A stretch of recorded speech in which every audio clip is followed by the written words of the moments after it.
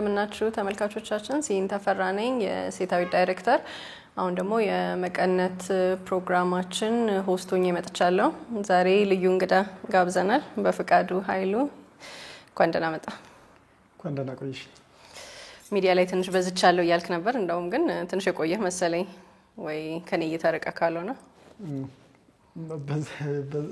ያው በአንጻራዊነት በዝቻለሁ አሁን ባለፉት ቀደም ባሉት 6 ወራት ምናምን የለውም ነበር ገና የበዛው እየተመለስኩ ነው መሰለኝ ራስህን እንዴት ትገልጻለህ ማን ነው በፍቃዱ ለዚህ መድረክ አስተካክለ ራሴን በብዛት ከስራ ጋር በተያያዘ ማለት ነው ራሴን ጦማሪ ወይም ደግሞ የሰብአዊ መብቶች ተሟጋች ያልኩ ነው ማስተዋወቀው ጦማሪ ምን ማለት ነው ብሎገር እንዴት ነው የብሎገርነት ሂደት ምን ያህል አመት ጻፍክ ምን ያህል አመት ስለ ሰብአዊ መብት ታገልክ ኢንተርኔት ላይ ሲጽፍ አይ ቲንክ በፈረንጆቹ ከ2009 ጀምሮ ነው 16 አመት ገደማ ብሎግ አድርግ ያለው ማለት ነው 16 አመት የተለያዩ መድረኮች ላይ ሸበሌ ላይ አሁንም አለ ብሎግ የለም አምድ ነበረኝ ሳምንታዊ አምድ ነበረኝ በስራ መደራረብ ምክንያት አቆምኩት ግን የግል ብሎጌ ላይ አሁንም ጽፋለሁ ብዙ ጊዜ በስራ ብዛት ምክንያት ብዙ ጊዜ አልጽፍም አንዳንዴ ደግሞ ረዘም ያለ ጽሁፍ መጻፍ ስለምወድ እሱ ጊዜ ስለሚፈጅብኝና ለማጥናት ለማንበብ የሚፈጀው ጊዜ ረጅም ስለሆነ ሳልጽፍም የሚያልፉ ጊዜዎች አሉ ግን ዞሮ የግል ብሎጌም ከዛ የተለያዩ መድረኮች ላይ የሚዲያ መድረኮች ላይ የዙ9 መድረክ ላይ እንዲሁም ማህበራዊ ሚዲያዎች ላይ ምናምን በየጊዜው ስጽፍ ነው የከረምኩት ከ2009 ጀምሮ በፈረንጆቹ ማለት ነው ለ16 አመታት ያልጻፍኩበት አመት የለም ቢያንስ ዘለግ ያሉ ብሎጎች በአማርኛም በእንግሊዝኛም ነው የምጽፈው በብዛት በአማርኛ እንግሊዝኛም ጽፋለሁ እንደዚህ እንዴት ነው የምታገኘው ምላሽ የምጽፋቸው ነገሮች ላይ ያው ማህበራዊ ሚዲያ ስላለ ማህበራዊ ሚዲያ ላይ ያንድ መንገድ አይደለም የድሮ ሚኒስትሪ ሚዲያ በሬዲዮ ተናገራለሽ በጋዜጣ ተጽፈያለሽ ከዛ በኋላ መልስ የለውም ነበር በብዛት ወይ መልስ ካለው ጊዜ ቆይቶ ምናምን ስለሆነ ቱ ዌይ አልነበረም ሁለትዮሽ ኮሙኒኬሽን አልነበረም አሁን ግን ያው ማህበራዊ ሚዲያ ላይ ስለሆነ በብዛት የምናወራው የምንጽፈው ምናምን እዛ ላይ ያው በኮሜንትም በሌሎች አርቲክሎችም ቀላሉ ነው አሁን ኮሙኒኬሽን ስለዚህ ሁለት መንገድ ነው አሪፍ ነው ይሄንኛው በጣም ይሻላል ከበፊቱ ያንዶ ግን ብቻ ከነበረው ተግባቦት ይልቅ የሁለትዮሽ የሚባለው ተግባቦት ወይም ቱ ዌይ ኮሙኒኬሽን በጣም የተሻለ ነው የሚሆነው ምክንያቱም አንቺ ብቸኛ ተናጋሪ አይደለሽም ከዛ በተናገርሽ ቁጥር ደግሞ ከስር ትችትና አስተያየቶች ይመጣሉ እነዛ ትችትና አስተያየቶች ደግሞ ይሞርዳሉ እኔ ሁሉ ጊዜም ለው በመጻፌ የለወጥኩት ራሴን ነው ብዬ ነው የምለው ምክንያቱም ድሮ ለምሳሌ በ2002 ምናምን ባበሻ ወይም በ2001 እና 2 ነው መጻፍ የጀመርኩት ኢንተርኔት ላይ ግን ያኔ ጽፋቸው የነበሩትን ጽሁፎች አሁን ባያቸው በጣም የሚያናድዱ ናቸው ግማሾቹ ምክንያቱም በመጻፍ ሂደት ውስጥ ብዙ ትችቶች ምናምን ስለሚመጡ ትችቶቹን እያገናዘብኩ ምናምን ስል ከራሴ ጋር እየተፋጨው የቀየርኳቸው በርካታ ሐሳቦች አሉ ማለት ነው የመጀመሪያው ሰው ራስሽ እንድትሆኚ የመጀመሪያው ተለዋጭ ራስሽ እንድትሆኚ ያረጋሻል በተለይ በበይነ መረብ ዘመን መጻፍ ማለት ነው በጣም ኢንተረስቲንግ ነው በጣም ትሁት ሆነህ ነው ወይ አንተ ላንተ ምላሽ የሚሰጡት ሰዎች ካሊበር ትንሽ ይለያል ምክንያቱም ብዙ ጊዜ ኢንተርኔት ላይ ያሉ ምልልሶች ብዙ ሐሳብ የሚሞርዱ ሆነው አላገኛቸውም ያው ምንም አይነት ሶሻል ሚዲያ ላይ የለም አላቀም ግን በፊት በነበርኩበት ዘመን ኬዮቲክ ነው በጣም ትርምስ ይበዛበታል ግን ዞሮ ይጣላል ብዙ ጊዜ ኢሞሽናል የሚያደርገው ነው አሁን ሌሎችም ማህበራዊ ሚዲያ የሚጠቀሙ ሰዎችን ስለመመለከት ነው ለአክቲቪዝም ፐርፐዝ ማህበራዊ ሚዲያን የሚጠቀሙ ሰዎች በብዛት ጎልተው የሚታሰቧቸው ይሄ ዝም ብለው ቡሊዎች ምክንያታዊ ያልሆኑ ነቀፋዎች ብቻ ናቸው ተዝ የሚሏቸው ግን እነሱ በጣም ያው ስድብ ምናምን ስለሚኖረው እኛ ደግሞ ስሜታዊ ፍጡራን ስለሆነን ስለሚሰማን እነሱ ላይ ልናተኩር እንችላለን እንጂ በጣም በርካታ ምክንያታዊ ትችቶች ያሉበት መድረክ ነው ኢቭን አንዳንድ ጊዜ ምክንያታዊ ትችቶችን ቢቀርቡልሽ የሚቀርብበት መንገድም ላይ መችሽ ይችላል ኢቭን ራሱ መተቸትሽ ራሱ እንትን ስስ ቆዳ ነው ያለን በዛ ምክንያት በጣም እንትን ይላል እንጂ በዛ በማህበራዊ ትርምስ ውስጥ ሁሉ ጊዜም እንትን ይላል አሉ መሰረታዊ አቋም የሚያስቀይሩ ትችቶች ወዘተርፈ ግን ኦልሶ እንደማንኛውም አክቲቪስት መጀመሪያ መጽሐፍ ምናምን ሲጀምር በአብዛኛው የነበረኝ መግፈይ ነው ሞቲቬሽን ነው በተለይ ደግሞ መንግስት አልወድም በፊት አልወድም ነበር ግን አሁንም ስለማልወድ መንግስት በቃ መተቸት ያለበት አካል ነው ምንም ቢሰራ ምንም እኛ እንደ ህዝብ ወገን መንግስትን መቆጣጠር መተቸትና ከመንገዱ እንዳይወጣ መንገዱ ላይ ያሉ እንከኖችን ለብዙሃን በማመልከት ለራሱን በማመልከት መስመሩን ጠብቆ እንዲኖር እና ተጠንቅቆ እንዲሰራ የማስገደድ ጫና የማድረግ ምናምን ኃላፊነትን ያለብን ብዬ ነው የማስበው እንደ መብት ተሟጋቾች ምናምን ማለት ነው ያንን ሳደርግ የነበረኝ መግፊያ በቃ ንዴትና አይደለም የጉልበትና ጊዜ ያለው ሰው እንትን ብቻ ነው ኢነርጂ ብቻ ነበር የነበረኝ ማለት ነው ግን በጻፍኩ ቁጥር የሚሰጡኝ ትችቶች ክሪቲክሶቹ አገሬን አውቄበታለሁ ብዬ ነው የማምነው አንተ ከሌላው ሰው የበለጠ ኃላፊነት ለምን ኖረ ለመተቸት ከሌላው ሰው የበለጠ ኃላፊነት አለኝ ምናምን ብዬ አላስብም አለኝ ብዬ ባስብ ራሱ ትምክህት ነው የሚሆነው እና በኋላ ደግሞ ጣጣም አለው ኃላፊነት አለኝ ብዬ ለምሳሌ ብናገር ኃላፊነቴን ለመወጣት ግዴታ ጫና ምናምን ሊኖርብኝ ይችላል ሙጫል እንደ ሆቢ ነው እኔ ለምሳሌ መጀመሪያ ሲጽፍ እንደ ሆቢ መጽፈው የነበረው ማለት ነው ደስ ስለሚለኝ ነው የምጽፈው ወይም ደግሞ ለምን እጽፋለሁ የሚለው ነገር ሁሉ ጊዜ ነው እንትን የሚያመራምረኝ መጽሐፍ ሳይሆን መጽሐፍ የመረጥከው ሜተድ ነው ግን በአጠቃላይ ለመብት መታገል ግን ለራሴ ነው የማደርገው ማለት ነው እኔ አሁን በግል ህይወቴ ራሴን አልከላከልም ብዬ አስባለሁ ለምሳሌ ራሴን የመከላከል አቅሙም የለኝም በደል ሲደርስብኝ ግን አንዳንዴ እንደዚህ ሚዲያ ላይ እንደምጽፈው ምናምን አይደለም አልታገልም ለምሳሌ አንድ ሰው በግሌ የምቀርበው ሰው ወይም የማልቀርበው ሰው በግሌ ቢበድለኝ ብዙ ተከራከረ መብቴን ማስጠበቅ ሰው አይደለም አንድ ለአንድ ማለት ነው ለምሳሌ ታክሲ ላይ ቢሰድቡኝ ስጋፋ ኦር ምናምን ገፍተውኝ ቢገቡ ወይም ምናምን እየቻልኩ ግን አላደርግም ስለዚህ በግሌ እንደዚህ ስለማላረግ ነው አክቲቪስት ሆንኩት እላለሁ በግሌ ይሄ አንድ ለአንድ በሆኑ መድረኮች ራሴንና ጥቅሜን መከላከል ስለማልችል እኔ የሚያዋጣኝ ፍትሃዊ ዓለምና አገር ቢኖር ነው ብዬ ነው የማምነው ስለዚህ ፍትሃዊ አገርና ዓለም እንዲመጣ የምታገለው ለሁላችን እንዲመጣው አንድ ላይ እየተርፈኛል ብዬ ስለማስብ ይመስለኛል እንግዲህ ግን ይሄንን መረዳት አይቻልም በትክክል ሁሉም ሰው እኔ አሁን አክቲቪስት የሚለውን ዞን 9 ውስጥ ስንገባ ነው አክቲቪስት የሚለውን እንደ አይደንቲቲ ብዙዎቻችን ራሳችንን እንደዛ ብለን መግለጽ የጀመርነው ማለት ነው አሁን ደግሞ አክቲቪስት የሚለው ፌስቡክ ላይ የሚሳደብ ምናምን ተደርጎ ስለሚታሰብ በመጥፎ ተስሎ ስሙ ጠፍቷል ግን ቃሉ ስቲል ትክክለኛና አግባብነት ያለው ስለሆነ እኔ ራሴን አክቲቪስት ወይም ተሟጋች የመብቶች አራማጅ ምናምን እያልኩኝ እጠራለሁ አይደል እንደዛ ስናረግ ሁሉም አክቲቪስት እኔ እንግዲህ ባለኝ እንትን በአጋጣሚ ነው የሚገባው በትምህርት አክቲቪስት የሚሆን የለም ኦፍ ኮርስ ሰብአዊ መብቶች አጥብቶ ሲያጠና ወይም ስታጠና የሰብአዊ መብቶች ምንነት በማወቅ የሰብአዊ መብቶች አድቮኬት የሆነ ወይም መጽሐፍ አንብቦ የአካባቢ ደህንነት ጉዳይ ተሟጋች የሆኑ ምናምን ወዘተርፈ ሰዎች ሊኖሩ ይችላሉ ግን በህይወት አጋጣሚ ሳታስቢው በጣም የሚያሳስብሽ ጉዳይ ይኖርና ከዛ ለዛ ጉዳይ በምትጅበት በሙሉ ስትሟገቺ ባገኘሹ መድረክ ስትጽፊ ስራሽ በዛ ኤሪያ ላይ እንዲሆን ስትመርጪ ወዘተርፈ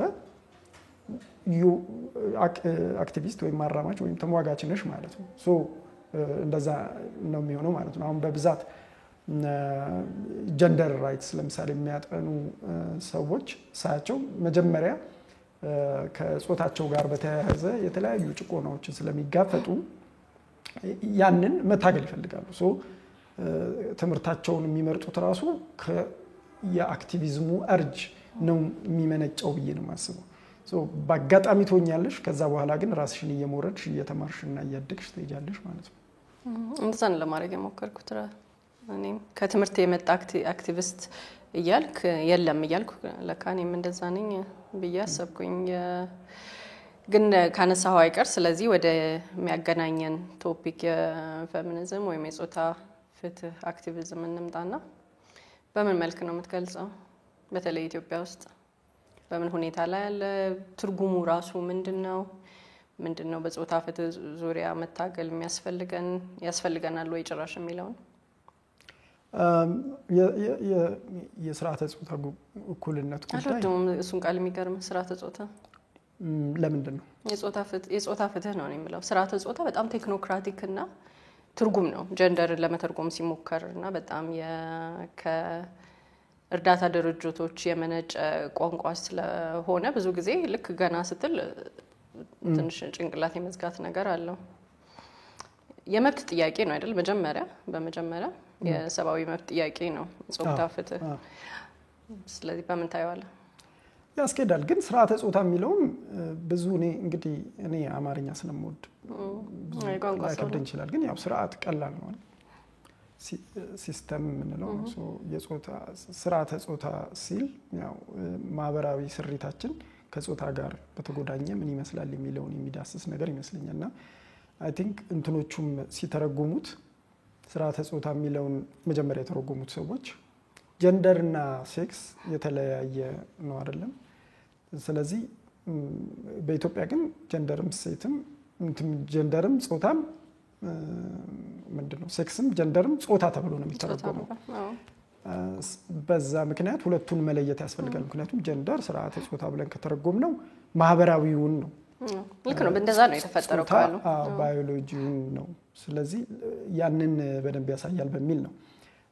ምክንያቱም ትግላችን ኦፍ ኮርስ የጾታ ፍትህ ላይ ችግር የለብኝም እውነቱን ለመናገር እንደ ቃላት አጠቃቀም ግን ያንኝ ጎዶሎ ሆኖ እንብዛም አይታየኝም።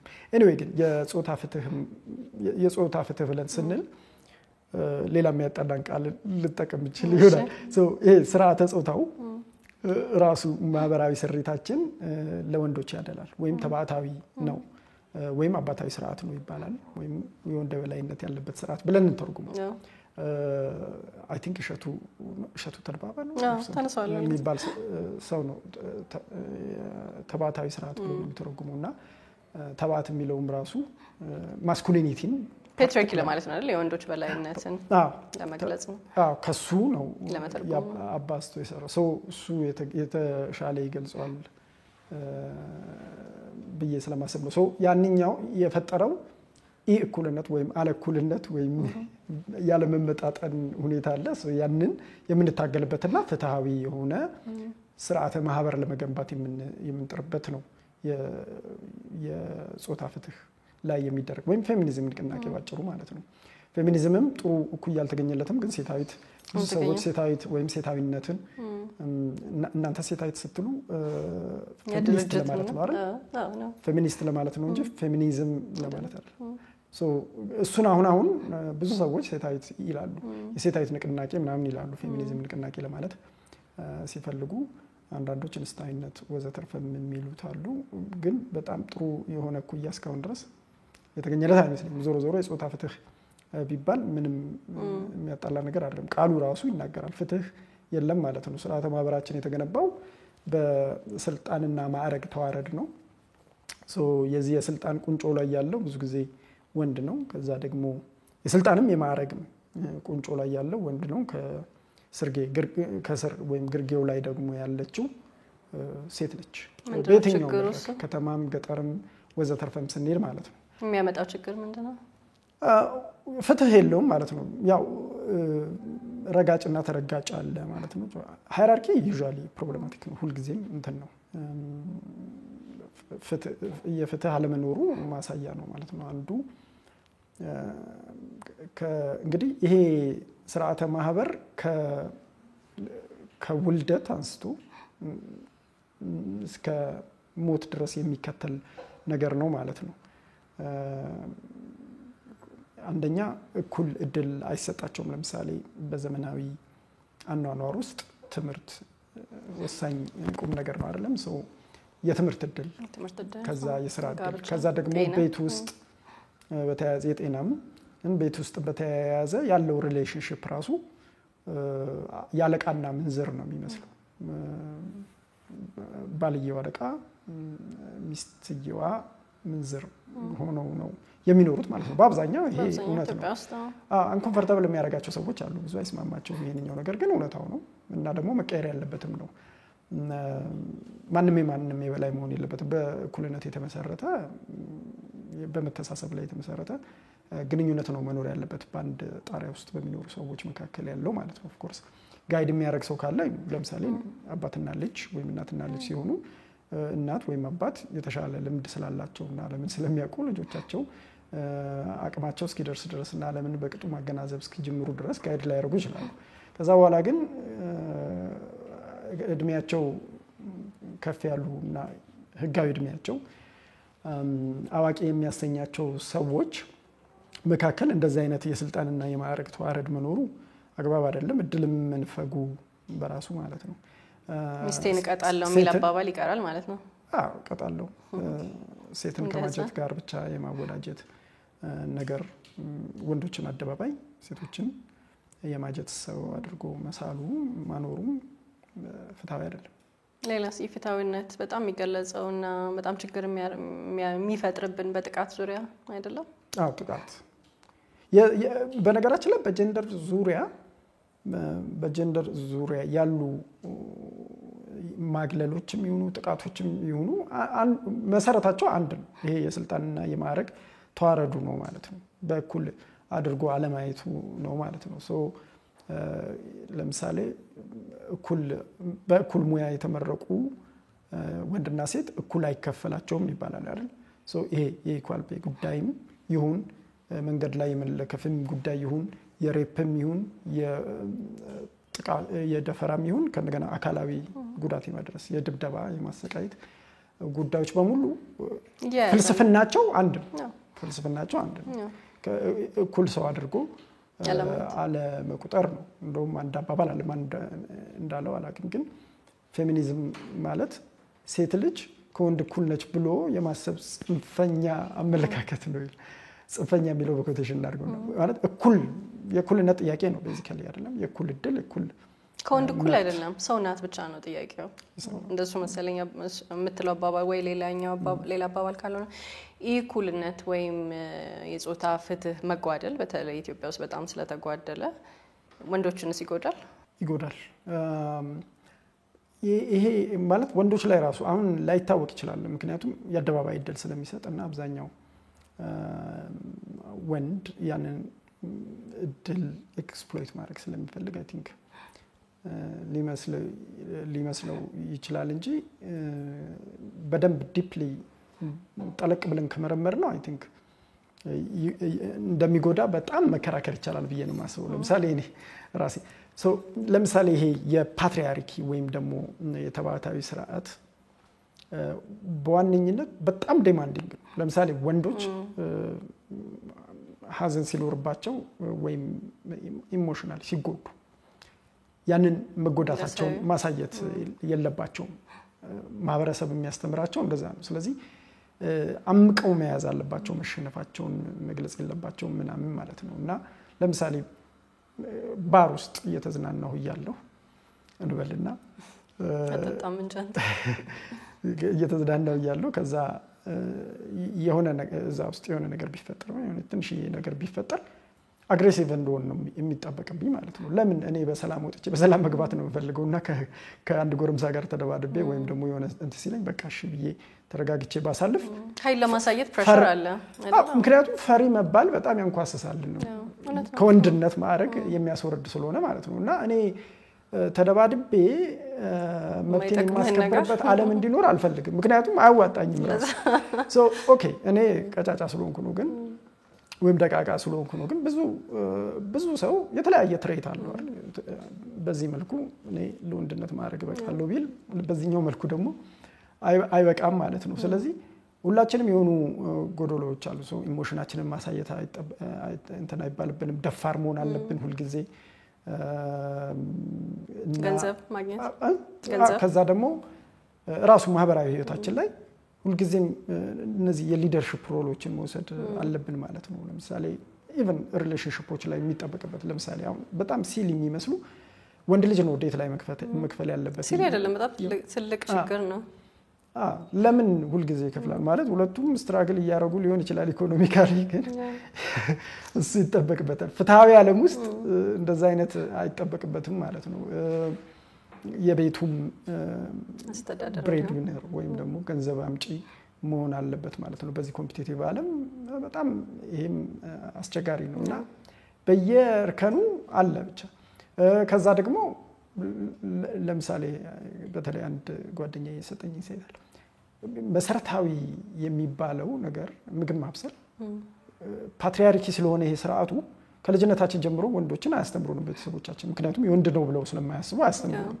በዛ ምክንያት ሳናስበው ጥገኛ እንሆናለን ራሱ ማለት ነው የበላችሁ ግን ማብሰላችሁ ሚስት ቢኖረኝና ሁሉ ጊዜ ሚስቴ ከሆነች የምታበስሉና እኔ ማብሰል ማልችል ከሆነ ለህይወቴ በጣም አስፈላጊ በሆነ ነገር ጉዳይ ላይ ጥገኛ ነኝ ማለት ነውና ምግብ ማብሰል ብችል ግን ያንኛው ነገር አሳሳቢ አይሆንም እንደማለት ነው እነዚህ የዕለት ተዕለት ጉዳዮቻችን ላይ ብናያቸው ፓትሪያርኪ የጫነብን ግን እኛ እንደ ፕሪቪሌጅ ተቀብለነው የምንኖራቸው ብዙ ነገሮች አሉ ማለት ነው ኦፍ ኮርስ ፕሪቪሌጅ የለም እያልኩኝ አይደለም ፕሪቪሌጅ ነው ወንድ በመሆናችን ብቻ የምንታመንባቸው ነገሮች አሉ ምንም እንኳን ባንችላቸውም ማለት ነው ኢንክሉዲንግ ማንስፕሌኒንግ ማለት ነው አሁን እኔ ፌሚኒዝም ስታስረዳኝ ማለት ነው ስለጠየቁኝ ነገር እኔ ባለውለተኛ ብዬ ነው የምቆጥርህ ብዙ ጊዜ ስለ ፌሚኒዝም ሲወራ እኔ አሁን እንደ ስራ ከያስኩት የበለጠ አንተ የበለጠ ታማኝነት አለ ብዙ ሰው ስለሚለኝ ነው በፍቃዱ እንደሚለው ብለው ይነግሩኛል ለኔ ስለምጽፍ ፐብሊክ ኢንተሌክቹዋልነት ማለት ይሄ ነው አይደለ ከኔ የበለጠ አክሰስ አለ ማለት ነው ለብዙ ሰው ወይ ብዙ ሰው መረዳት በሚችለው ቋንቋ አቅርበህላቸዋል ማለት ስለ ኢምፓክት ነው የምናወራው በነገራችን ላይ ማለት ስጽፍ ነው የተሞረድኩ የመጣው ኦፍ ኮርስ በዙሪያ ያሉ ሰዎች በጣም ብዙ አስተምረውኛል including yourself ብዙ ማለት ነው እንጂ በፊት ለምሳሌ ስጽፍ በጣም ሴክሲስት የሆኑ ነገሮች ጽፍ ነበር በኋላ ላይ ነው ሼፕ ያርኩ ማለት የሚሰጡኝ አስተያየቶች ምናምን ማለት ነውና ዞዘጠኝ ላይ ለምሳሌ አንድ ማስተዋወሰው እነ ሶሊና ማሂ እንትን ወጣት ሴት የመሆን ጣጣ ብለው የጻፉት ጽሁፍ ነበርና እኔና አንድ ሌላ የዞዘጠኝ ልጅ ወጣት ወንድ የመሆን ጣጣ ብለን ጽፈን ነበር መልስ ለነሱ ማለት ነው ሌላ አንድ ልጅ በኋላ ላይ ወጣት አይደለም ሴትና ወንድ ስለመሆን የመጻፍ ጣጣ ብሎ ሁለታችን ተችቶ ነበር ግን የኔና የጓደኛዬ ጽሁፍ የነበረው የሚያጠነጥነው ፕሪቪሌጆች አለ አሁን ጠቅሻለሁ ለምሳሌ ፓትሪያርኪ ወንዶች ላይ የሚያሳድረው ተጽዕኖና ጉዳት ምናምን ብዬ ጠቅሻለሁ እነሱንም አይደለም እንትን ያለው ከፕሪቪሌጆቻችን የሚመነጩትን ነገሮች ነበር የዛኔ ስንጽፍ የነበረው ግን ያው እንትን ታያለሽ ዞሮ በኋላ ላይ ብዙ ሰዎች ሳይት የሚያደርጓቸው ነገሮች ጽፌያለሁ ያው በእርግጠኝነት ጽፋል አሁን አንተ ያልከው ለምሳሌ ግን የኢኩልነት ምልክት ብለን የገለጽናቸው ወንዶችንም ሊጎዱ ይችላሉ ያልናቸው ነገሮች አንዳንድ ሰው እነሱን እንደ ፌሚኒዝም አያስፈልግም ለሚለው አርጊመንት ይጠቀሙበታል አሁን ጆርዳን ፒተርሰን የሚለው ለምሳሌ ልካውና ብዙ ሰው ደግሞ ይከተላሉ እዚህ ሀገር በጣም ይገርመኛል ምን ያህል ተከታይ እንዳለው እዚህና አንደኛ ነገር አውቆ ነው በጣም ዲፕሊ ኢንተሊጀንት የሆነ ሰው ነው ግን እንደዚህ አይነት አርጊመንቶች ስለሚቀሉት ወደፊት ያመጣልና ለዛስ ምላሽ ምን ትሰጣል አብዛኛው ሰው ነው እየተበደለ ያለው ወንድና ሴት ተብሎ አይደለም ምክንያቱም አሁን አንተ የምትላቸው አይነት ሄጀሞኒክ የምንላቸው አይነት ወንዶች በፐርሰንት ታስቀምጣችሁ በጣም ትንሽ ናቸው አይደለ አብዛኛው ወንድ ከሴት እኩል እየተበደለ ነው የሚል አይነት አርጊመንት ነው የሚያቀርበው ስለዚህ የፌሚኒዝም አይነት ንቅናቄ ለምን ያስፈልጋል ያው እንግዲህ የድርብ ጭቆና ጉዳይ ልናወራ ነው ወግራችን ውስጥ ሲወራ እንደዛ ስለሆነ ለምሳሌ የደርግ ጊዜና ባቢያቱ ጊዜ በተለይ የመደብ ነው ወይስ የብሔር ነው ጭቆናው ያሉስ ጭቃጭቁ ጾታ በታች ነው እኮ እዛ ላይ በተለይ ሴቶቹ የጾታም አለ ስለዚህ የኢትዮጵያ ጭቆና ድርብ ነው አንድ ብቻ አይደለም ብዙ አይነት መልኩን እየቀያየረ የሚመጣ ጭቆና አለ ነው እነ ጆርዳን ፒተርሰን ያው በአለም ላይ ቢሊዮነሮቹ ወንዶች ቢባሉም 1% ብቻ ናቸው የጠቅላላውን ህዝብ ስልጣን ያላቸውም አንድ ምናምን ነገር ይላል ግን በየርከኑ ነው እኔ የምለው በየርከኑ ያ መበላለጥ አለው ኦፍ ኮርስ ሁሉም ሰው ሱፐር ሪች አይሆንም በጣም ትልቅ ከበርቴ አይደለም የሚሆነው ሰው ኑዝ ከበርቴ ያለ ድሃ አለና በድሃው ጎጆ ውስጥም ያለው የኃይል ግንኙነት ምን ይመስላል ነው ስለዚህ የኢኮኖሚውንና እዛ ቤት ውስጥ ያለውን ፋሚሊ ውስጥ እንኳን ሳይቀር ስልጣኑን የመወሰን ስልጣኑን ማን ነው በአብዛኛው የተቆጣጠረው የሚለው ነው ሶ አኔክዶትስ መጥቀስ ይቻላል ዝም ብሎ አለ አይደለም ምሳሌ ምናምን አይ እዛ ቤት ሚስትየው በጣም ኃይለኛ ከመሆኗ የተነሳ ባልየው ምንም መወሰን አይችልም የሚባልባቸው ቤቶች ሊኖሩ ይችላሉ እሱም ፍትሃዊ ላይሆን ይችላል ግን ያ እውነታው ወይም ጠቅላላ እውነታውን አያሳይም ስለዚህ ስትራክቸራል አይደለም መሰረታዊ ለውጥ አይደለም መሰረታዊ ልዩነት አይደለም አዎ መዋቅራዊም አይደለም ይሄ ሁሉን ሁኔታ የሚገልጽ አይደለም ማለት ነው ስለዚህ ያው ጆርዳን ፒተርሰን የራሳቸው የሆነ ፖለቲካል ኦሪየንቴሽን አላቸው የቀድሞ ባለቤቱ እንደውም ኢንሴል ነው ብለው ኢንሴል ነህ ብለሃለች ምናምን ሲባል አንድ ሚዲያ ላይ የገለብሶት ነው የሚያወራ ሲያለቅስ አይቻለሁ ጥሩ ነው ብዙ ተከታይ ፍርቷል ኢትዮጵያ ውስጥ ግን ይገርመኛል አንዳንድ እንደዚህ የውጭ ሰዎች አፒሊንግ ነው ያው ስርዓተ ማህበራችን ተባታዊ ስለሆነ ስሜት ቆስቋሽ ነው ለአብዛኛው ሰው ስሜት ቆስቋሽ ነው እዚህ ላለ ደግሞ እንወዳለናል የውጭ ነገሮች ይዞ መቧቀስ ትንሽ የራሳችንን ሐሳብ ከማመንጨት ጆርዳን ፒተርሰን ይሄን እንትን አለ ይሄን ብዙ ሴት ፌሚኒስቶች እንደዛ ኮት ይደረጉ አላቅም የሴቶች ወደ ስልጣን መምጣት አንድ መፍትሄ ይመስላል አው አንድ መፍትሄ ነው ግን ብቸኛው መፍትሄ አይደለም እኔ በብዛት በዋነኝነት ትልቁ መፍትሄ ብዬ የማስበው ሶሳይቲው ከስር ጀምሮ ነርቸር የምናደርግበት ልጆች የምናሳድግበት ሁኔታ ነው ብዬ ነው የማስበው ምክንያቱም እዛ ነው የሚጀምረው የመጀመሪያው ነገር ለምሳሌ ሴትና ወንድ ልጆቻችንን እንዴት ነው የምናሳድጋቸው እነሱ የሚያዩት ምሳሌ ምንድነው እዛ ቤት ውስጥ ነው ለምሳሌ አንድ ጓደኛዬ በቀደም ለታምን እየነገረችኝ ነበር ወንድ ልጅሽ ልብሱን አውልቆ ቤት ውስጥ እንደዚህ ምናምን ከወረወረ ሴት ልጅሽን ሂጂና አንሺ ብለሽ እንዳትናገሪ because እየሰጠሽ ያለሽው ትምህርት የስራ ሮላቸው ወይም ግንኙነታቸው ምን ይመስላል የሚለው ነው ሶ የራሴን አስተዳደግም ጨምሮ ሳስበው የሌሎችም እንደዚሁ በማህበረሰባችን ውስጥ ያሉ አስተዳደጎችን ሳይ እኩል ድል ተሰጥቶኛል ብዬ አላስብም እኔ የበለጠ ድል ተሰጥቶኛል ብዬ ነው የማስበው ቤት ከእህቶቼ ጋር እንኳን ማለት ነው ለኔ ያው ወንድ አይደለ ተብለህ አንደኛ ጫና የለብኝም ማለት ነው የቤት ውስጥ ጫና ለመኖሩ ለምሳሌ ትምህርቴ ላይ እንዳተኮር ሊያደርገኝ ይችላል ሌሎችም ነገሮች ይጫወታሉ ልጅነቴን በአግባቡ ኢንጆይ ሳደርገው እህቶቼ ግን የኔን እኩል ድል አልተሰጣቸውም ስራ እንዲማሩ የቤት ውስጥ ስራ እንዲማሩ ይደረጋሉ ፎከሳቸውም እና also የሚነገራቸውም ነገር እህቶቼ ብቻ ሳይሆን አጠቃላይ ሶሳይቲያችን ውስጥ በአስተዳደጋችን ላይ ልጆች የሚነገራቸው ነገር እኩል አይደለም ህልማቸው እንዲሆን የሚደረገው እኩል አይደለም ሴት ልጅ ስታድግ የምታድገው ምናልባት የብረት መዝጊያ የሆነ ባልተብጨስ እየቀራል መጣም ግን ብረት መዝጊያ የሆነ እየቀረ መጥቷል ግን ዞሮ እኮ አብዛኛው ማህበረሰባችን የገጠር ነዋሪ ነው አብዛኛው ወላጅ ልጁን በ20 አመት እድሜዎቹ ሳትጨርስ ከተማ ውስጥ ቢሆን ድሮ እንትን ማለት ነው የሚፈልገው ሶ ኢቭን ሲደር ስታንዳርዱ ከፍ ያለ ማዕረግና ኢኮኖሚያዊ አቅም ያለው ሰው በእድሜ መብለጥ አለበት በኢኮኖሚ መብለጥ አለበት በማዕረግ መብለጥ አለበት ወዘተርፈ እንደዛ እንዲያደርግ ነው ሶ የብረት መዝጊያ ባል እንድታመጣ ይጠበቃል ሶ ብረት መዝጊያው እሱ ነው ማለት ነው ብረት መዝጊያ የሚለው አባባል ሁሉ ጊዜ በጣም የማይነቀነቅ የማይሰበር ምናምን ማለት ነው ብረት መዝጊያ ባልየው ነው ራሱ ነው ስለዚህ ቤት ያስከብራል the typical masculine ማለት ነው ግን እንዳለው 1% ነው እንደሱ አይነት 1% ነው ዞሮ ሁሉም በያቁሙ አራርክ ያለው አይደል ከዛ ራሱን እንትን ይላል ሶ ከቁመቱ አጠር ያለች ከኢኮኖሚው አጠር ከትምህርት ደረጃ ግን የሚበቃ አስፒሬሽናል ነው ስለ ንቅናቄዎች እንምጣና ፌሚኒስት ንቅናቄዎች ኢትዮጵያ ፌሚኒስት ንቅናቄ አለ ብለህ ታምናለህ መጀመሪያ ብዙ አመታችን ስናወራ ነው እናንተ ይሄንን ጉዳይ እኔ አለ ብዬ ነው ማምነው ንቅናቄ ነው ለማለት ከአንድ ተቋም በላይ ወይም ብዙ ሰዎች እንደ አጀንዳ የሚቀበሉትና የሚኖሩለት የሚሰሩለት ነገር መሆን አለበት። አሁን ጀንደር ኢኳሊቲን በጥቅሉ የሚያቀነቅኑ ብዙ ተቋማት አሉ።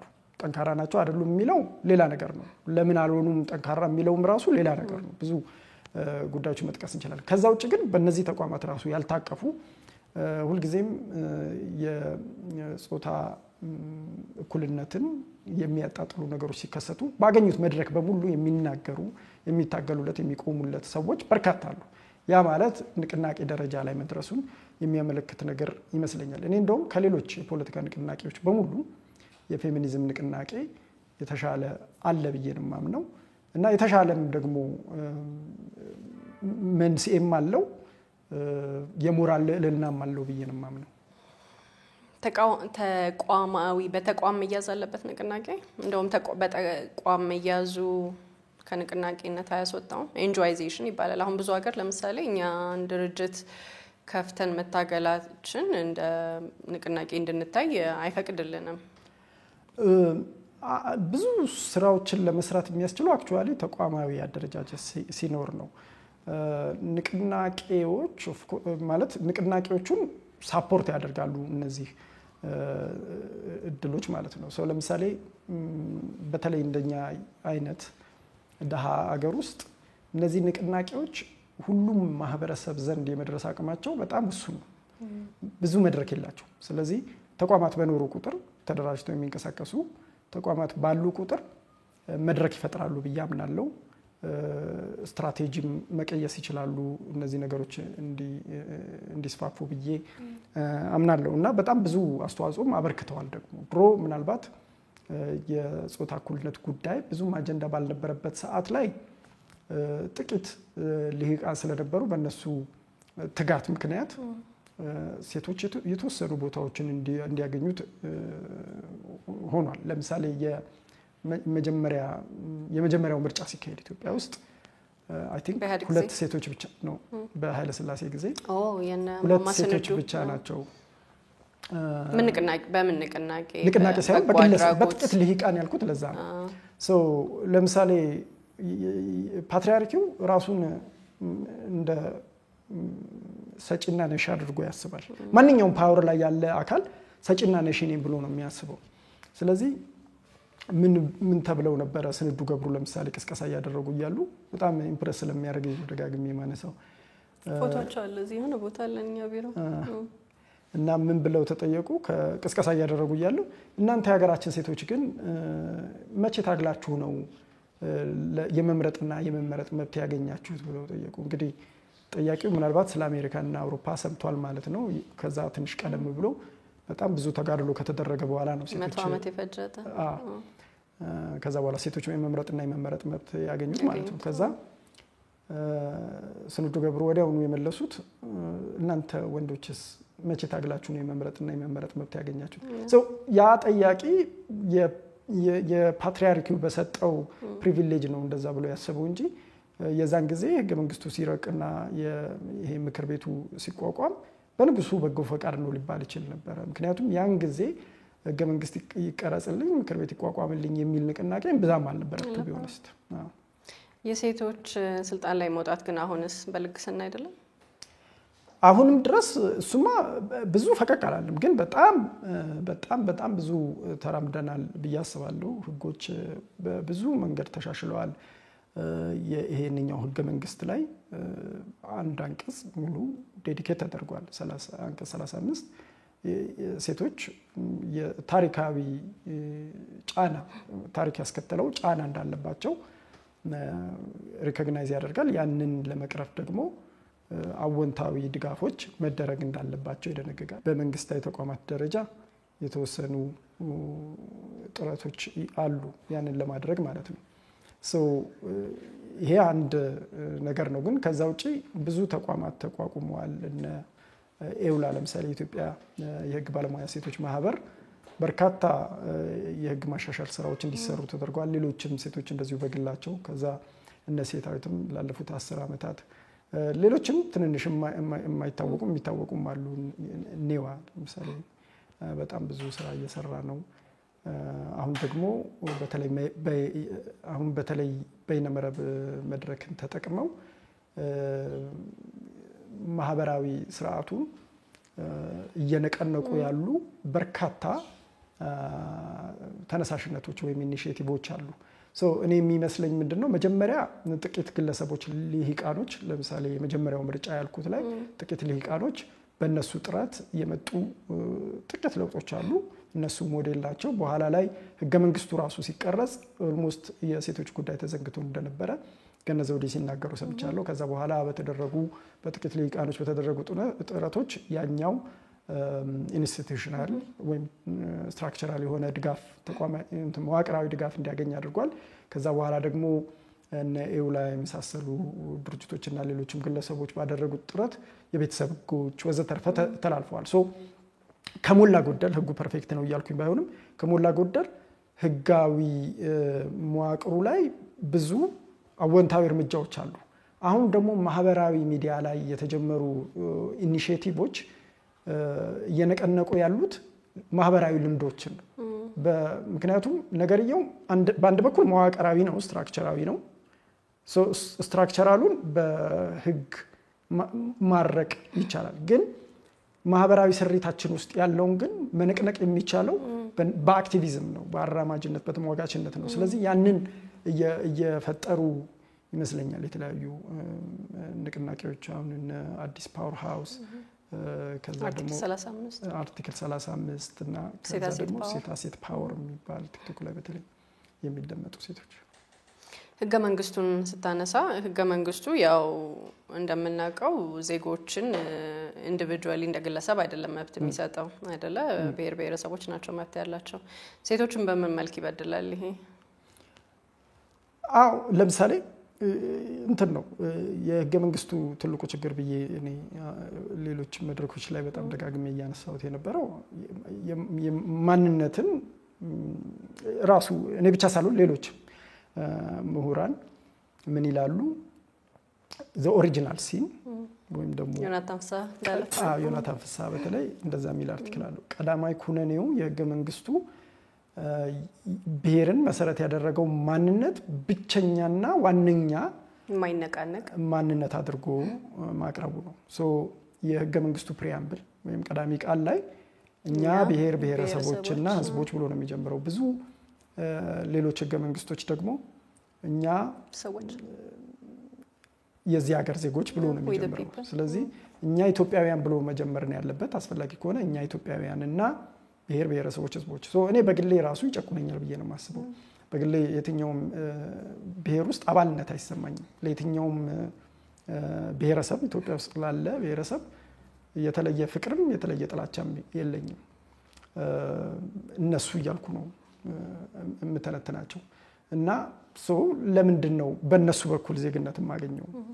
ያንዱ አባል ነህ ተብዬ ነው ዜግነት የሚሰጠኝ እንጂ ራሴን ሁኜ በፍቃዱ ሁኜ ዜግነት አይሰጠኝም። እና ለምን ብሔረሰብ ማንነቴን አስቀድማለሁ? ለምሳሌ ጾታዬ ነው መቅደም ያለበት። እኔ ወንድ ከመሆኔ ጋር ነው ሁሉ ነገር የሚያያዘው ልል እችላለሁ። ወይም ደግሞ የኢኮኖሚ መደቤን እኔ የድሃ ልጅ በመሆኔ ምክንያት ጥሩ ትምህርት ቤት አልሄድኩም፣ ጥሩ ምግብ አልበላውም፣ ጥሩ ልብስ አልለብስም። ኢኮኖሚክ ስትራግሌ በጣም ከፍተኛ ስለሆነ በእኔ ህይወት ላይ ከፍተኛ አስተዋጽኦ የሚያበረክተው የድሃ ልጅ መሆኔ ነው። ካደኩ በኋላ ደግሞ መንግስትን እየተቸው ስለምጽፍ በዛ ምክንያት ነው እንትኔ የደህንነቴም የደህና ያለመሆኔም ሁኔታ የሚወሰነው። ስለዚህ ጦማሪነት ነው ማንነቴ ብል ለምንድን ነው እንደዛ እንድመርጥ የማይፈቀድልኝና የህገ መንግስቱ አባል መሆንም አልችለው? ወይም ምንድነው የሶሻል ኮንትራክት ዜግነት መብቴንም በዛ በኩልም አላገኘው የሚል ጥያቄ አለኝ። ልክ እንደዛውላ ሴቶች ለምሳሌ እኔ ሴት ነኝ፣ ቀድሜ ሰው ሲያይኝ ሴት ነው እንጂ የሚያየው ብሔሬን አይደለም የሚያየው የምትል ሴት፣ ስለዚህ ቢጨቁነኝም ቢሸልመኝም በጾታዬ ጋር ነው የኔ አብዛኛው የህይወት የውጣ ውረድ የሚወሰነው ከጾታዬ ነው ካለች፣ ስለዚህ አይ በብሔርሽ ነው አንቺ ዜግነት መሰጥሽና መከታተልሽ መቀበልሽ ወይም ማልቀበልሽ የሚላት ከሆነ ጭቆና ነው። እሱ ኮንትራዲክሽን አለበት። ኮንትራዲክሽኑ የመጣው ሰዎቹ የህገ መንግስቱ ቀራጺዎች ሲጀምሩ እንትኖች ነበሩ፣ ሌኒኒስት ናቸው፣ ማርክሲስት ሌኒኒስት ነበሩ። ስለዚህ ያንን የስታሊንን የብሔረሰብ ዴፊኒሽን ይዘው ነው ሲታገሉ የከረሙት። ግን ልክ ህገ መንግስቱ በሚቀረጽበት ሰዓት ይሄ ማርክሲዝም ሌኒኒዝም በዓለም ደረጃ ተሸንፎ ስለነበር የሊበራል አስተሳሰቦችን አመጡና ቀይጠው ሲያስቀምጡ ያው የተዋጣለት ስራ አልሆነም። ስለዚህ ያው እሱ እንግዲህ እንዲለወጥ የምንታገልለት ነው የሚሆነው ወደፊት። አርቲክል 35ን አነሳ። አርቲክል 36ም ሁለቱም የጾታ ፍትሃዊነት እንዳለ አክኖሌጅ በማድረግ ማሻሻያ የሚያስቀምጡ ናቸው። ግን ዘር ወይ ሊኔጅ በአባት መምጣቱስ የአንዲት ሴትን መብት ይጨቁናል አይጨቁንም? በብሔራችን ከሆነ የምንታወቀው በፈልግም ባልፈልግም የአባቴን ብሔር ነው የምወስደው ማለት ነው። እኔ ደግሞ ለልጄ ብሔሬን አላስተላልፍም ማለት ነው። ስለዚህ ከእውነትና ከፍትህ ጋር እንዴት ይገናኛል? the original sin የሚለውን ደግሞ the original sin of the original sin ብለው ጽፈዋል። ትዕግስት ሸዋረጋ እንዳየህ አላውቅም። ትዕግስት ሸዋረጋና ራሄል ሁሴን የዮናታን ፍስሐን አርቲክል ክሪቲክ አድርገው ይጽፋሉ። አንደኛ አካዳሚክ ጆርናል ላይ አለ። ስለዚህ ከዚህ አንፃር እንዴት ታየዋለህ? አይ ቲንክ እንግዲህ ይሄኛው ከዛም በላይ ሊሆን ይችላል። ማለት አንደኛ የኢትዮጵያ ህገ መንግስቱ እንኳን ስፔሲፊክ አይደለም፣ በዚህ ግልጽነት ይጎለዋል። ግን ዞሮ የኢትዮጵያ ፖለቲካዊ አሰራር ብሔርን መሰረት ያደረገ ስለሆነ ብሔርሽን ከአባትሽ ነው የምትወርሺው። በልምድ ነው ግን አይደል? የሚጻፍበት ቦታ የትም የለም እኮ። ያ የሆነበት ምክንያት የአባትሽን ስም ይዘሽ ስለምትዞሪ ነው። ሁሉም ሰው ዞሮ የፓትሪያርኪው ውጤት ነው ማለት ነው። የመምረጥ እድል የለንም የአባታችንን እኔ እንደውም ለምሳሌ የኔ ፌስቡክ ላይ ሲጽፍ በፍቃዱ ዘኃይሉ የሚል ስም ነው ያለኝ። የሚለው ቃል የእናቴ ስም መጀመሪያ ነው። የእናቴ ስሟ ዘነበች ነውና ሁልጊዜ በፊት ጀምሮ የሚያስገርመኝ ነገር ነበር። ማለት ከአያቴ ጋር ብዙ ስሜታዊ ግንኙነት የለኝም። ጥቂት ቀን ያዩዋቸው ቱ ቢሆንስት የአባቴን አባት በህይወት ዘመኔ ማለት ነውና ልጅ ያለውም ነው ያረፉት።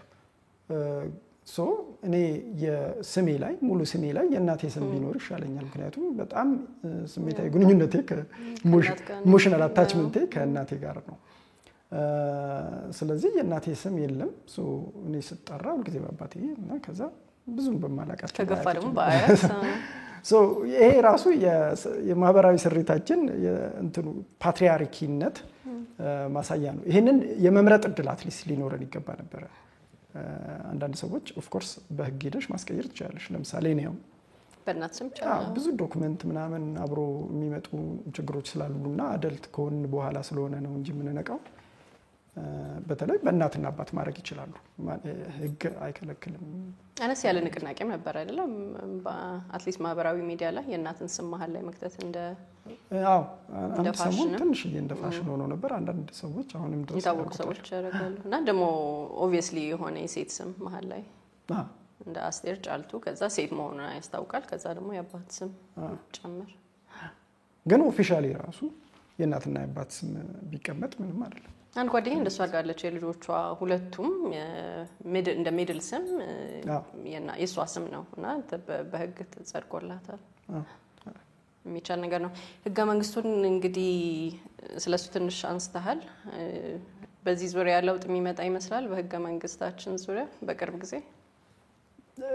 አሁን ይሄ ከሀገራዊ ምክክሩ ጋር በተያያዘ የህገ መንግስት ማሻሻያ ይደረጋል ብዬ እጠብቃለሁ። ምን አይነት ማሻሻያ ምን የሚቀየር ነገር ይኖራል ብለን ታስባለህ? በብዛት የሚጠበቀው ያው ክሊሼ ይመስላል እንጂ የፕሬዚዳንቱ አሁን ይሄ ፓርላሜንታሪ የሆነው ሲስተም ወደ ፕሬዚዳንታዊ ሲስተም ይቀየራል ተብሎ ይገመታል። ምናልባት ይሄ ብሔርን መሰረት ያደረገው ፌዴራላዊ አወቃቀርም ሊቀየር ይችላል ብሎ መገመት ይቻላል። የተለያዩ የመንግስት ተቋማት አሁን የፌዴራል ተቋማት አጀንዳ ማሰባሰቢያ ፕሮግራም ላይ የፌዴራል መዋቅሩ ይቀየር የሚል ጥያቄ አቅርበዋል። ያም ከግምት ውስጥ ይገባል ብዬ አስባለሁ። ግን ያው መገመት ነው እንጂ ምን ይሆናል የሚለውን ማለት አንችልም። ግን ፕሪያምብሉ ላይ ቢቀየር አትሊስት ፕሪያምብሉ በጣም ኢምፖርታንት የሚሆነው ነገር ነው። መግቢያው በጣም ፍልስፍናውን ይወስናል ማለት ነው። ዜጋና መንግስት የሚኖራቸው ግንኙነት ህጋዊ ውል ምንድነው የሚለውን ይወስናል ብዬ አስባለሁ። በብሔር ሚዲየት አይደረግም ማለት ነው ያገኙነት። እንደኔ አይነት ፖስት ኤትኒክ ነን ብለው የሚያስቡ ሰዎችን የዜግነት ስሜት እንዲሰማቸው ሊያደርጉ ይችላሉ ብዬ ገምታለሁ። ታዲያ እንደዛ ካልሆነ በምንድን ነው ሁላችንም ከመንግስት ጋር በምንድን ነው የምንገናኘው? በጣም ሰፊ ሀገር ነው፣ 120 ሚሊዮን ህዝብ። ሁላችንም ቀጥተኛ ሪፕሬዘንቴሽን ይኖረናል፣ ውክልና ይኖረናል። ፌደራል ሲስተም ይቀራል እያልን አይደለም። በብሔር መወከል ነው የሚቀረው። ዞሮ ዞሮ አሁንም በብሔር ቢወከል እኮ ዞሮ የምርጫ ስርዓቱ አንድ ሰው አንድ ድምጽ ነው ያለው። ስለዚህ እኔም እመርጣለሁ ወዘተርፈ። ግን ብዙ ከአገልግሎቶች ጋር የተያያዘና ከአገልግሎት ብቻ ሳይሆን ስልጣንና ሀብት የሚገኘው በእነዚህ ምንጭ ሆነ ማለት ነው። እሱ ነው ትልቁ ተጋድሎ የሚሆነው ማለት ነው። የመጨረሻ ጥያቄ በፍቃዱ እንደ ሰብአዊ መብት ታጋይ አሁን በጣም የሚያሳስብ የሰብአዊ መብት ጥያቄዎች ምንድን ናቸው በዚህ ጊዜ? በርካታ ናቸው። ግን ቀጥተኛ የህግ የበላይነት ጉዳይ ነው እኔን የሚያሳስበኝ በአሁኑ ሰዓት። በጣም በከፍተኛ ሁኔታ ተዋርዷል ብዬ የማስበው የህግ የበላይነት ጉዳይ ነው። ምክንያቱም የመንግስት ኃላፊዎች በተለይ ይህንን አቤዝ እያደረጉት ነው። አክሰስ ቱ ጀስቲስ ወይ ፍርድ ቤት የመሄድ መብት በጣም በከፍተኛ ሁኔታ ፍርድ የማግኘት መብት በከፍተኛ ሁኔታ ተንኳሷል ብዬ ነው የማስበው። ከጠቅላይ ሚኒስትሩ ጀምሮ በተለያዩ የመንግስት እርከኖች ውስጥ ያሉ የተለያዩ ኃላፊዎች ስልጣናቸው ላይ ምንም አይነት ገደብ አልተቀመጠም ማለት ይቻላል። የተጻፉት ህጎች ራሱ ተግባራዊ የሆኑ አይደለም፣ በህግ ፊት እኩል እየታዩ አይደለም ወዘተርፈ እና እነዚህ ያንን ነገሮቹ በጣም በከፍተኛ ሁኔታ ያሰጉኛል። ግን ከዛ ውጪ ብዙ የሰብአዊ መብቶች ጥሰቶች የሚታዩበት ነው። በተለይ ደግሞ አሁን ግጭት የተንሰራፋበት ዘመን ውስጥ ስለምንገኝ ከዛ ጋር በተያያዘ ይሄ የዘፈቀደ ግድያ፣ ህግን መሰረት ያላደረገ ግድያ፣ የዘፈቀደ እስር፣ ደፈራዎች፣ አስገድዶ መድፈር፣ ጠለፋ ብቻ ምን ወቅቱ ከበፊት ጨምሯል። የመብት ረገጣው መጠኑ የጨመረ ይመስለኛል። አይነቱም ምክንያቱም እንዳልኩት ለምሳሌ ምዕራብ ኦሮሚያና በርካታ የአማራ አካባቢዎች በግጭት ውስጥ ነው የሚገኙት። ግጭት ባለባቸው ሁኔታዎች ውስጥ ደግሞ ግጭቱን ራሱ መንግስት ለምሳሌ ኢንሰርጀንሲ ያለ አይደለም። ስለዚህ ታጣቂ ቡድኖች እየተንቀሳቀሱ ስለሆነ ካውንተር ኢንሰርጀንሲ ያለ እነዚህ የታጣቂዎችን እንቅስቃሴ መመከት በሚል ብዙ የሰብአዊ መብቶች ጥሰቶች፣ ህግን መሰረት ያላደረጉ ግድያዎች፣ የዘፈቀደ እስሮች፣ ፍርድ ቤት አለመውሰድ ወዘተርፈ ይሄ ከህግ የበላይነት ጋር እንትን ያልኳቸው እና ብዙ ነገሮች እየተካሄዱ ነው በተለያዩ የሀገራችን ክፍሎች ውስጥ ማለት ነው። እነዛ የሰብአዊ መብት ጥሰቶችን በጣም የሚያባብሱ ናቸው። ቀውስ ውስጥ ያሉ አካባቢዎች ውስጥ ደግሞ ሴቶች፣ አካል ጉዳተኞች ለድርብ ጥቃት ይጋለጣሉ። በፊት የነበራቸው ፕሮቴክሽን ይቀንሳል ወዘተርፈ። ለምሳሌ እኔ ካርድ እያለው ስናሰራቸው ከነበሩ በውርደት ፌሎሺፕ ስር ስናሰራቸው ከነበሩ ሪሰርቾች ውስጥ አንድ ሁለቱ ይህን የሚመለከቱ ነበሩ። ለምሳሌ አንዲት ፌሎዋችን ከግጭት ጋር በተያያዘ አካል ጉዳተኞች የትምህርት አክሰሳቸው ወይም ተደራሽነታቸው ምን ይመስላል ብላ ምስራቅ ኦሮሚያ ውስጥ ጥናት ሰርታ ነበርና በግጭቱ ምክንያት በፊት የነበሩ እድሎች ራሳቸው ለአካል ጉዳተኞች የተዘረጉ የትምህርት እድሎች በሙሉ ቀንሰዋል የሚል ግኝት አላት። ሌላኛዋ ደግሞ በተለይ በሰሜኑ ጦርነት ወቅት አፋር ክልል ላይ ያለውን ያለ እድሜ ጋብቻን በተመለከተ ጥናት ለማድረግ ሞክራ ነበረ። በጦርነቱ ምክንያት ታዳጊ ልጆች እየተዳሩ ነው በብዛት። ምክንያቱም ሰዎቹ ይፈናቀላሉ፣ ትምህርት ቤት ይቀራሉ ልጆቹ፣ ከዛ ይጠለፋሉ፣ ይደፈራሉ ብለው ወላጆቻቸው ይፈራሉ። ቶሎ ድረው መገላገል ነው የሚፈልጉት። ኢኮኖሚ ችግር ይኖርባቸዋል። ስለዚህ ጥሎሹን አግኝተው እንደዚህ ሰው በ20 ዓመት ውስጥ ከዛ በፊት የአለድሜ ጋብቻን ለማስቀረት የተደረገው ጥረት በጣም 2% ነው or something ቁጥሩን ረስቼው ሊሆን ይችላል ነበረ የተሻሻለው አሁን ያ ተመለሰ ማለት ነው በአጭር ጊዜ ውስጥ ስለዚህ ከበፊቱ የባሰ ይመስለኛል ግጭቶቹ እንደዚህ አይነት ሁኔታ ያባብሳሉ እሺ ፍቃድ በጣም አመሰግናለሁ ጥሩ ውይይት ነው ያደረግነው ተመልካቾቻችን ዛሬ የነበረኝ ቆይታ ከበፍቃዱ ኃይሉ የሰብአዊ መብቶች ታጋይና እኔ ልብ ወዳጄ ጋር ነበረ ውይይት ያደረኩት ስለተከታተላችሁ እናመሰግናለን